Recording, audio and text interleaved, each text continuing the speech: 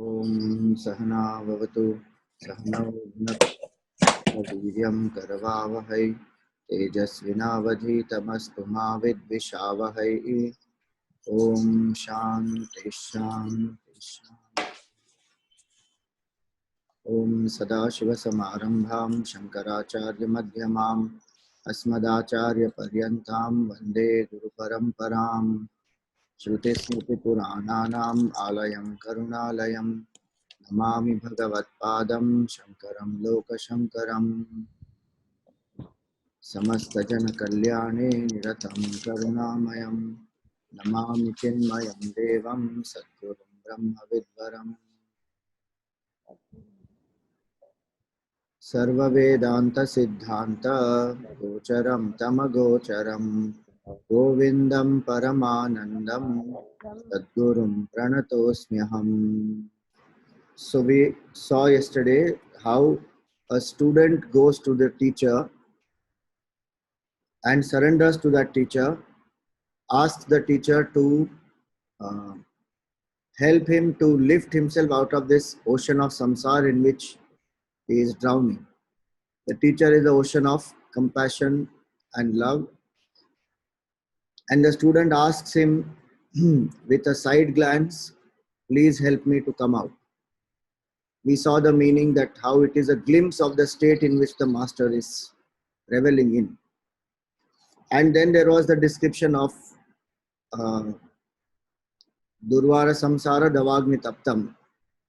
So the scorching forest fire in which the samsara is compared to a scorching forest fire. You see, in forest fire, what happens? If somebody is caught amidst a forest fire, all around there is fire. Because once it starts, then the breeze takes it up and the fire catches on very fast. All around there will be fire. So a person is in that way having no relief. Wherever one runs in the forest also there is fire. Similarly in samsara, whatever one is doing, there is sense of limitation, there is a sense of insecurity, finitude. So no matter what one is doing, one still comes back to that. So the mind is agitated, the mind is disturbed. So that's the example given. Durvara samsara davagni taptam. Dodhuyamanam duradrishtavatehi. One is tossed about with pairs of opposites. Bhitam prapannam. Very scared. One has come to take refuge in the master. And the master is the sole refuge. Sharanya manyat yadaham na jane. I don't know any other refuge to come to. So I have come to you because nobody else is capable of removing this. One has tried a lot of relief methods. Now one wants a cure. One doesn't want to have just symptomatic treatments, just some relief. So now having said that, now two beautiful verses describe there are two analogies Shankaracharya ji gives, where he speaks about so if the disciple is going through such scorching fire and getting tossed about in the storms, the nature of the master is exactly opposite. So using the example of spring, the quality of the master is brought out in 37th verse.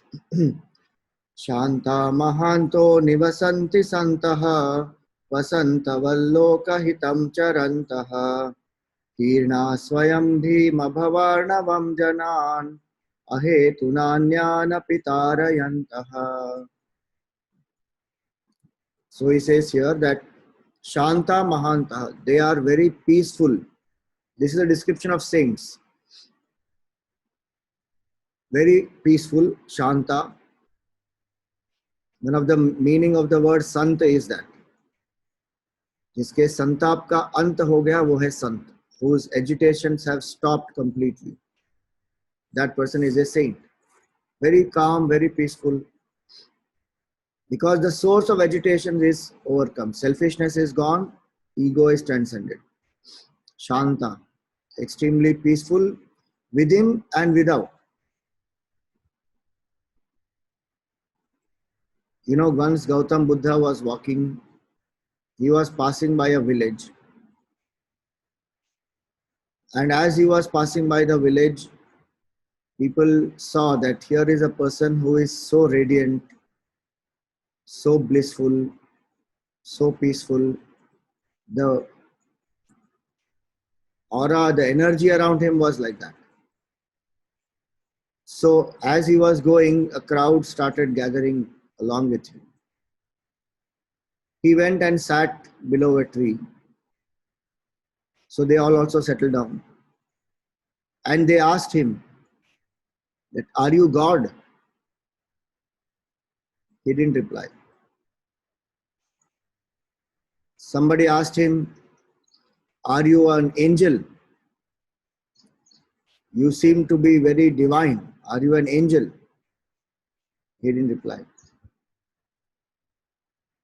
Somebody said, are you a prophet? Are you a son of God? He was quiet. Then somebody tried saying, are you a saint? He didn't reply. So they said, you are not God, you are not an angel, you are not a prophet, you are not a saint. Who are you? How come you have so much of peace, bliss, and we feel so nice in your presence? He replied just simple, beautiful line. He said, I am awake. Meaning, each of us is that divinity. But the master is one who is awake to that divinity. And hence, the nature of ours, which is peace, which is happiness, which is bliss, Sat Chit Anand is our nature. Here is a master who is abiding in that, who has woken up to that. So Shanta, extremely peaceful. It's not just the peace of the mind. Peace of mind, of course, is a means to experience that state of absolute peace. What they call in the Bible, peace that passeth all understanding. Even in the most turbulent situation, that person will be, his inner peace will not be disturbed. So that is the peace of the self, absolute peace. Param Shanti. So Shanta. Then Mahantaha. They are great.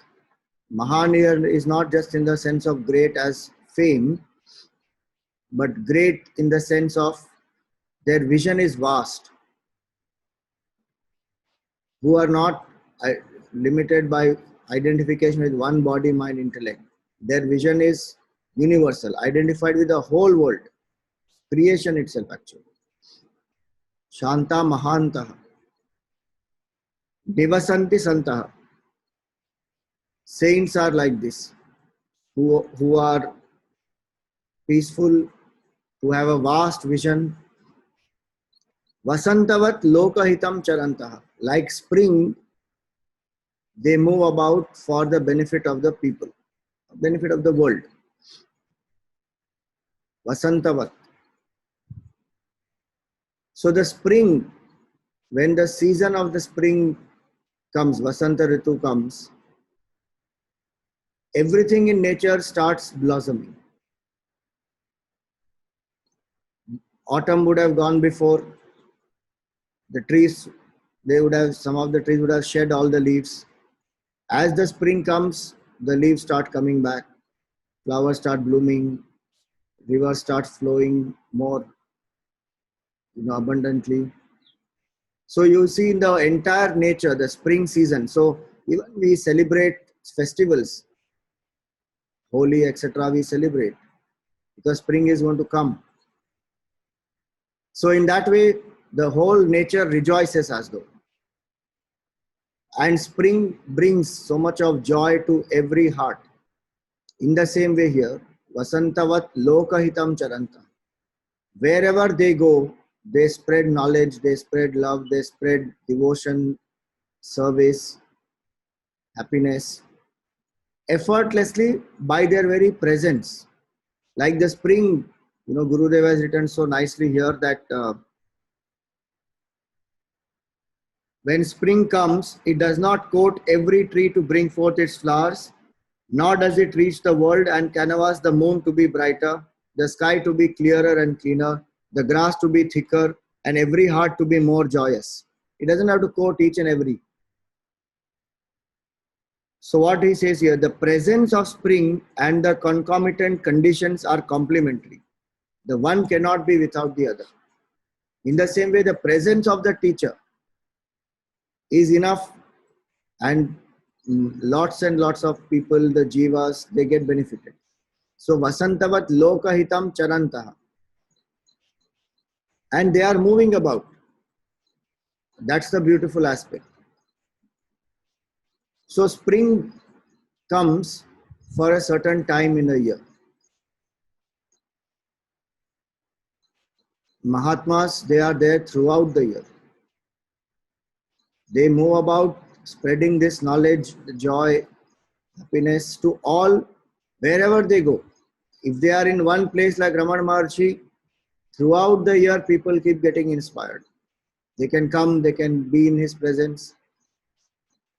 Or if they are moving about like Shankaracharya or Gurudev, then wherever they are going, they share the knowledge. So Vasantavat Lokahitam Charanta. Tirna Swayam, they themselves have crossed the ocean of samsara. Bhima Bhavarnavam, this mighty ocean of Bhavasagar, of this Bhavaroga, one has crossed. The insatiable thirst to become, one has crossed. And hence, Janan Apitarayantaha, they are able to help others also to cross over. And why do they do that? Ahetuna, that's the most beautiful word. They don't have any selfish interest. They don't think, what's in it for me? WIIFM. They don't think that. Nowadays, people use all these short forms. WIIFM. What's in it for me? Because they have transcended this small I, that question doesn't arise. Why should I help somebody? What is the use of giving this knowledge to people? The beautiful aspect here is they share the knowledge, whether people receive it or not, whether they are eligible for it or not, and they apply and they get transformed or not. They just share.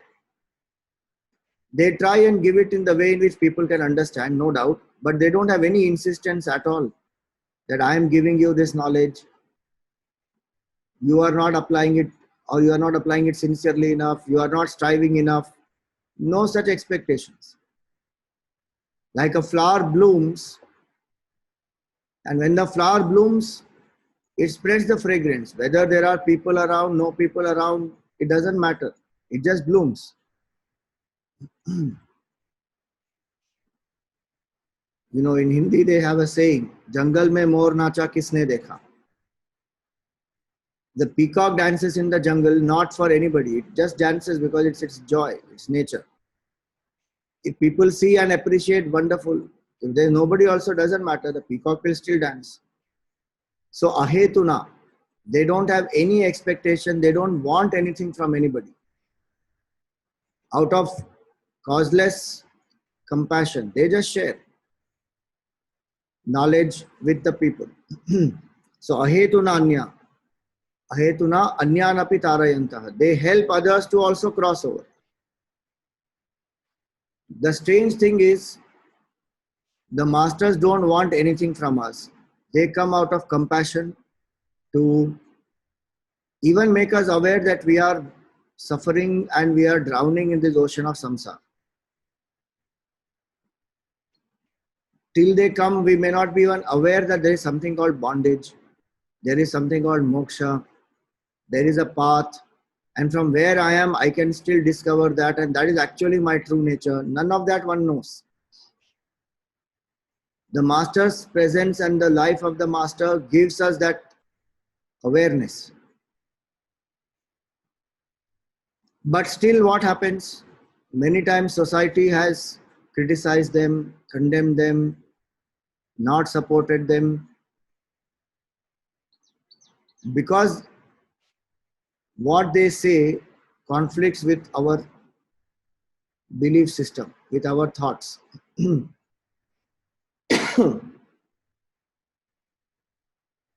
If we understand that there is nothing that the master has to gain, once we find such a teacher who is established in the truth, one of the ways to understand is that person wants nothing. If you remember earlier verse, it came Shrotriya Avrajina, who has no desire. Same way here, the teacher doesn't want anything from the student. So why is he doing this? That's why the example of spring is there. Why is the spring bringing forth all these beautiful aspects in nature? Because that's the nature of spring. Vasantavat. So Shankaracharya uses that example, that how the spring season just comes and everything starts blossoming. In the same way, the master's presence and people start getting inspired. They don't want anything out of it. If there are a few people, Ramana Maharshi is the same. If there is nobody, Ramana Maharshi is the same. If there is a huge crowd, Ramana Maharshi is the same. So they are established in the self. Nothing they need from anybody else. That's why we go to them. When we take sannyas, this is what happens actually. One of the things that one does in sannyas is Abhay-dan. One of the forms, the highest forms of dan is called Abhay-dan. What is the Abhay-dan?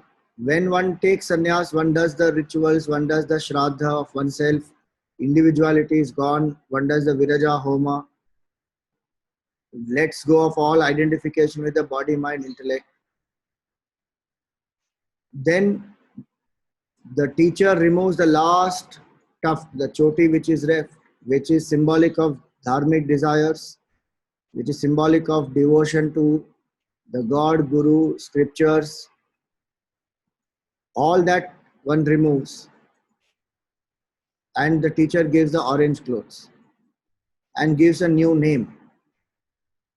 So when the new name is given, that is symbolic that the past entity is dead, it's gone. That is the time Abhay-dan happens after that. Why? Because now the new entity, the only duty of that new entity, actually there is no entity, but functionally for the sake of the society, one says, okay, there is a name and there is an entity. Otherwise, sannyasis, one has dropped the ego. So when dropping of the ego happens, one actually has, one conveys to the world as though that I want nothing from you now. So don't be scared of me.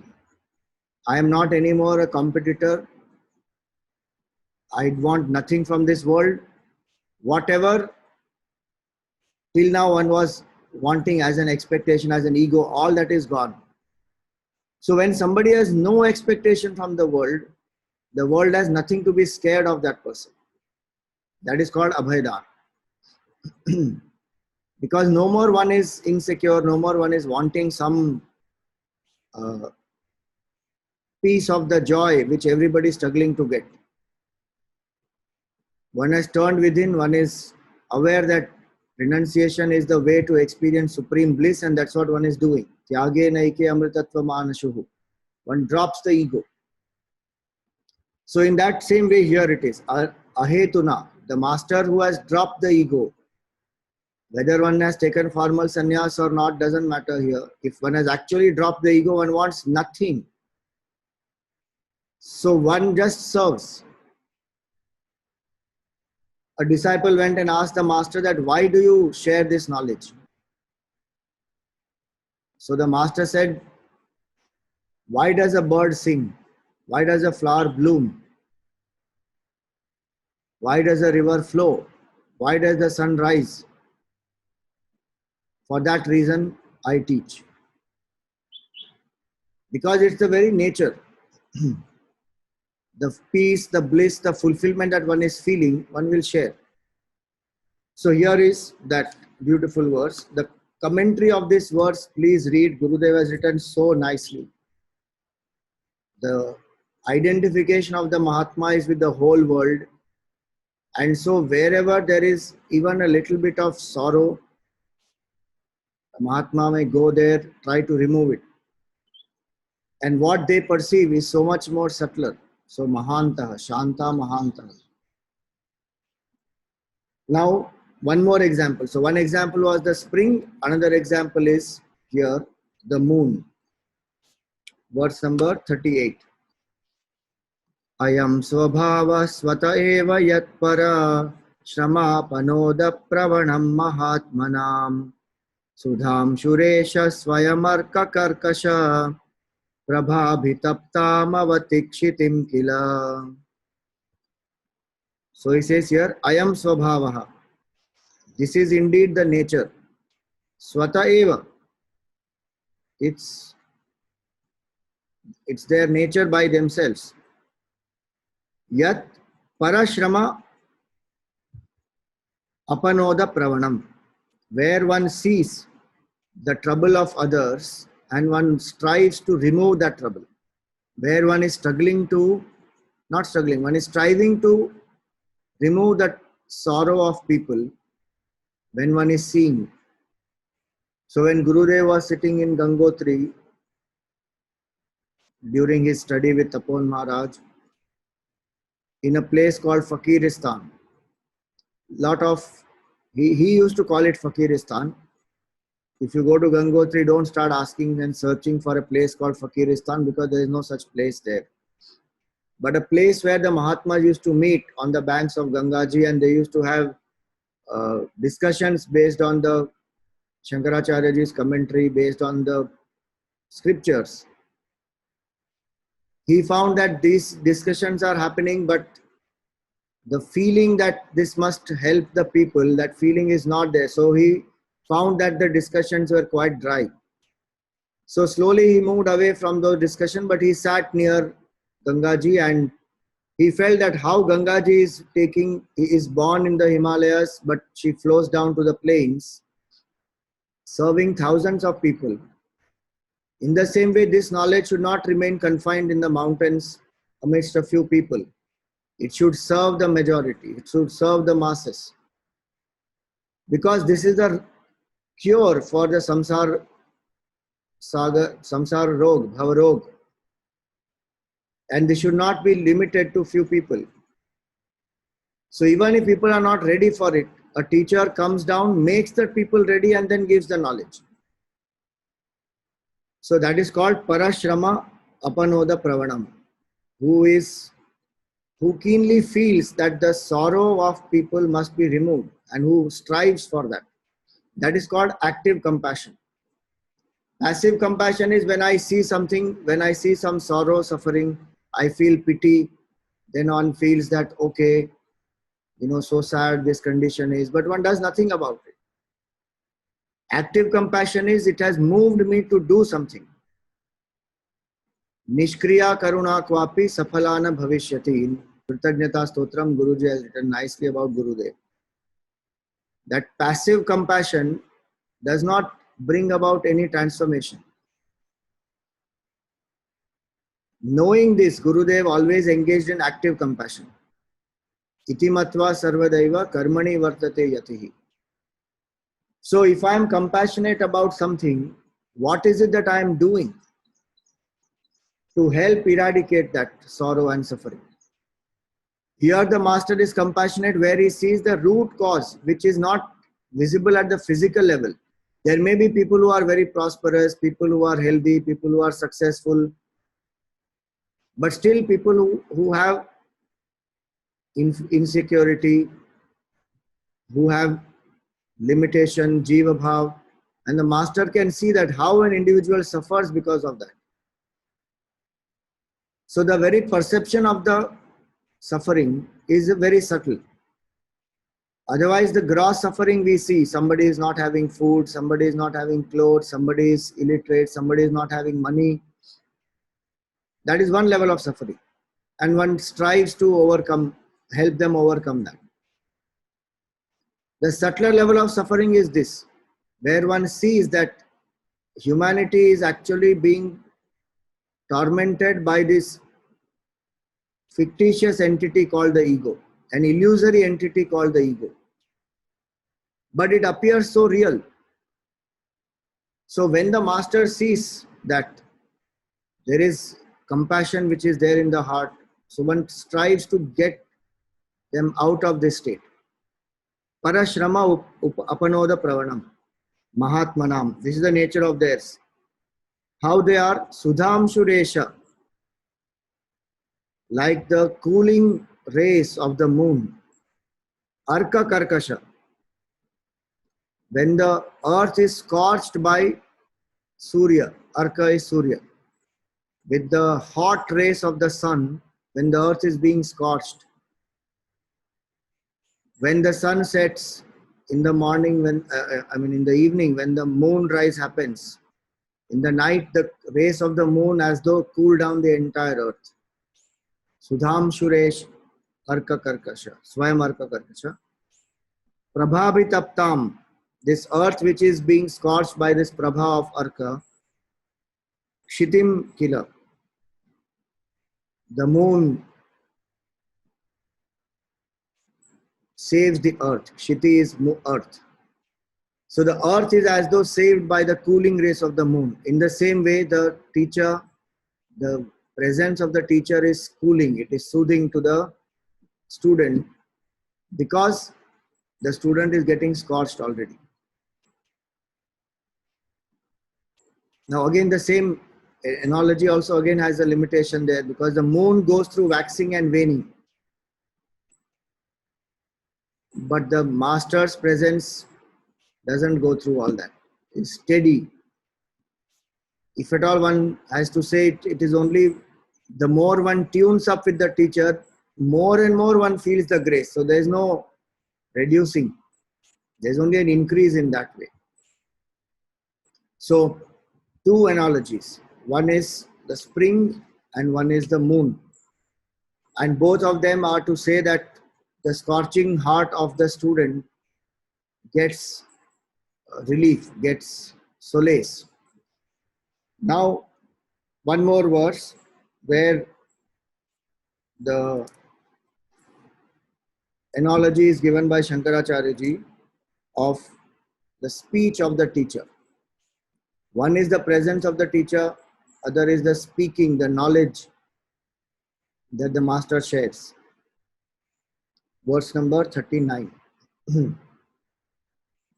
Brahmananda rasanubhuti kalitaihi putai sushitairyutaihi yushmadva kalashodhitai shruti sukhaihi vakyamritai sechaya santaptam bhavata padavadahana jwalabhirenam prabho धन्यास्ते भवदि क्षण क्षण गतेः पात्रीकृता स्वीकृताः. Shankaracharya ji's use of Sanskrit, Gurudev is to say that he uses Sanskrit as though it is plastic. He just molds whichever way he wants to mold it. The beautiful expressions and his language, poetry is fantastic when this, in the whole Vivek Chudamani actually. So here is an analogy given. Brahmananda rasanubhuti kalitaihi. The speech of the master is described here, is dipped as though in the personal experience of Brahma. Brahmananda rasa, anubhuti. The person has experienced the nectarine bliss of Brahman, putaihi, and is purified. His speech is purified, dipped in the very experience of Brahmananda. Sushitaihi is extremely cooling. Yushmad vak kalashodhitaihi. As the water jugs have this cooling water, and water when it is poured out, it helps the person to feel the coolness away from the scorching heat. In that same way, the Just like the water coming out of the jug cools down people, in the same way, the speech emanating from you, out of your personal experience of Brahman, out of your pure heart, is like that. Shruti Sukhai Vakyamritai Sechaya. And it is, Shruti Sukhai is the scriptural knowledge. With these words which are born out of your personal experience as well as the clarity of understanding of the scriptures, with these words, please bring relief to me. Sechaya. Who am I? Santaptam. Because I am tormented. Bhavatapa dava dahana. Jwalabhirenam. I am tormented in this fire of Bhavarog. The forest fire of Bhavarog. O Prabhu, O Master, O Lord, who has mastered his own body, mind, intellect. Dhanyaste, those people are blessed. Bhava Dikshana Kshanagatehe, who have received even a glance, that Kataksha Drishti which was spoken of earlier. Patri Kritaha Svikritaha, they have been accepted as the students. So to come under the umbrella of a master, to come under the wings of a master, when the master accepts a student that yes, come, I will teach you, that is a great, great, great moment. To find a realized master, not easy. To find a master who is able to teach in a way in which we can understand, not easy. And if the master takes us under their wings and is ready to guide personally, to help us to evolve, who helps to remove our negativities, helps us to overcome our own weaknesses, protects the mind from distractions and temptations. Such a teacher who has accepted and is ready to work upon the student is a very, very rare blessing. So he says, Dhanyaste, blessed are those people who come under the wings of such a master. Because the master is fulfilled. Master could just spend time reveling in that bliss, absorbed in the samadhi. And whenever one looks out also, one is only seeing Brahman. So there is no need for that master to do anything actually. To mold a disciple is a very, very hard job. Because the ego will come, the resistance will come, the past baggage of that student is there, mind may get distracted, so many things can happen. So the teacher has to work extremely hard. Student also has to work, but as was said earlier, the teacher need not do any of these. But the heart of the teacher is filled with so much of compassion that the teacher is willing to work. Just imagine, one has worked hard upon oneself for such a long time, then one has come to experience this fulfillment. That itself is hard work. That how much one has worked upon oneself, constantly being alert, constantly remembering the Supreme, avoiding, the ego, selfishness, all that, overcoming all of that. One has worked. It is like climbing the Everest. One has reached the summit, the peak. And then again one comes down and takes the person and goes up again. And this one keeps doing repeatedly. Example may have a limitation here, but somewhat similar, where one has struggled, one has reached the top, one has experienced that bliss. One could just be there. There was no need for them to come down and do all this. So the idea is, if we understand this, that we have such a master, and if we have come under the wings of such a master, we feel blessed. We value the presence of the master. Our resistance must be much lesser. That's the point here. The student considers that this is a great blessing that I have found such a teacher. And let me not waste away my time and the teacher's time. Let me follow the instructions. Let me try hard and work against my own likes, dislikes. So when a person understands the value of having a master, how will one even utilize their presence? Because to find them is not easy. So what kind of interactions one will have with the teacher? How one should benefit from the very knowledge and the experience that the teacher has, rather than wasting away time gossiping with the students, with the fellow students, or taking it easy, not putting enough effort. Then one regrets, Kyore, I was in the presence of such a master. What did I do? People were with Gurudev for 30, 40 years. And some of them could not take the benefit of that. They just saw him as a very loving person, in whose presence they felt very happy, they felt loved. But when he dropped the body, then some of them realized, oh my God, who was with us? The one who was amidst us was Bhagwan himself, who came in this form.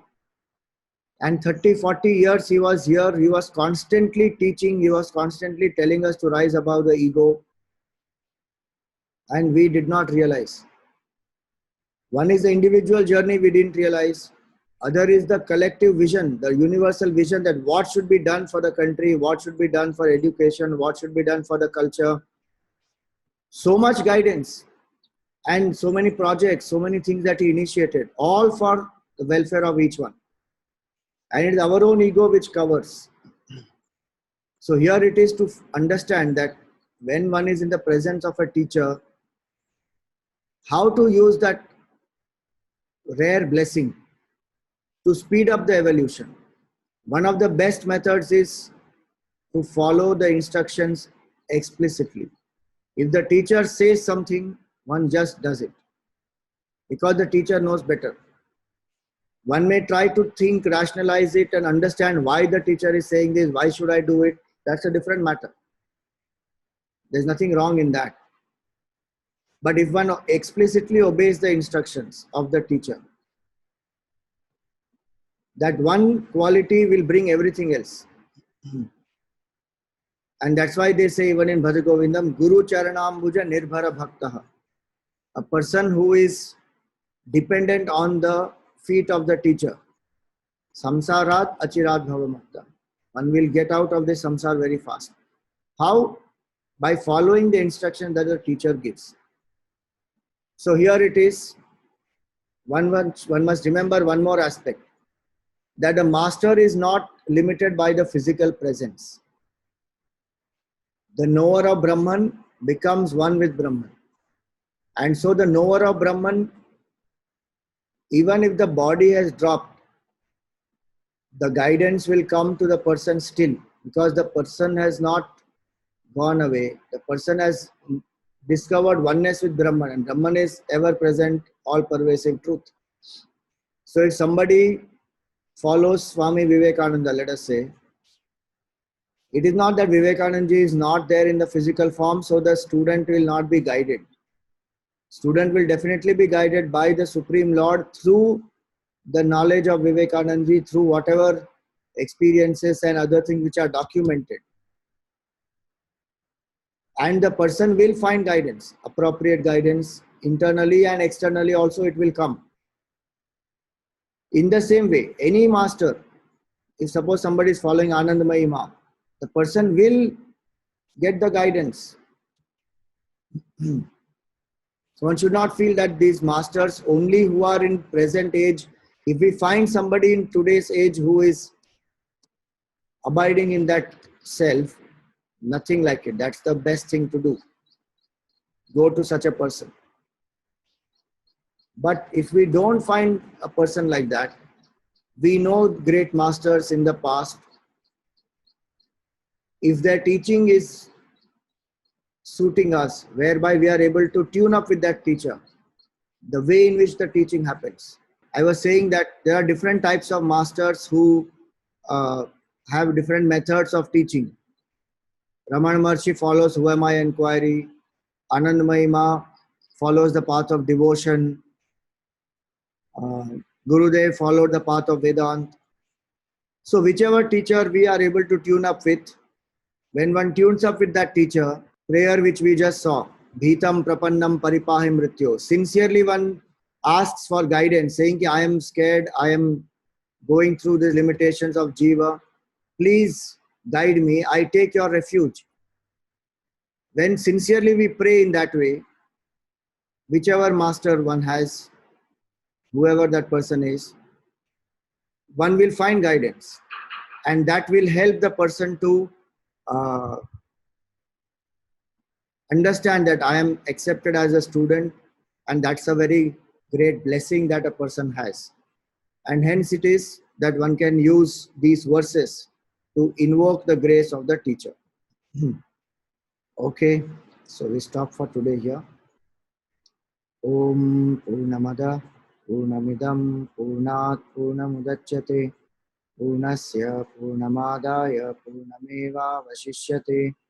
Om Shanti Shanti Shanti. Harihi Om Shri Gurubhyo Namaha. Harihi Om.